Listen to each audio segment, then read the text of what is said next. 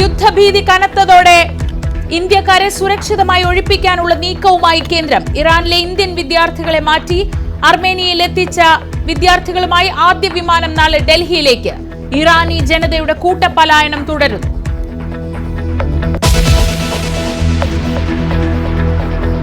മഴയുടെ ശക്തി കുറഞ്ഞെങ്കിലും മഴക്കെടുതി രൂക്ഷം. പലയിടത്തും മണ്ണിടിച്ചിൽ, മരങ്ങളും കടപുഴകി. കടലാക്രമണം രൂക്ഷമായ എറണാകുളം കണ്ണമാലിയിൽ തഹസീൽദാരുടെ ഉറപ്പ് വിശ്വസിച്ച് പ്രതിഷേധം അവസാനിപ്പിച്ച് തീരവാസികൾ.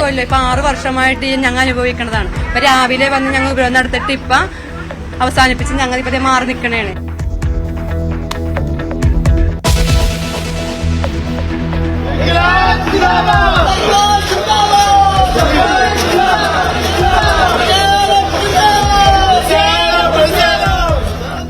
അംബേദ്കറുടെയും ഗാന്ധിജിയുടെയും ബാനറുമായി സർവകലാശാല ആസ്ഥാനത്ത് SFIയുടെ പ്രതിഷേധം.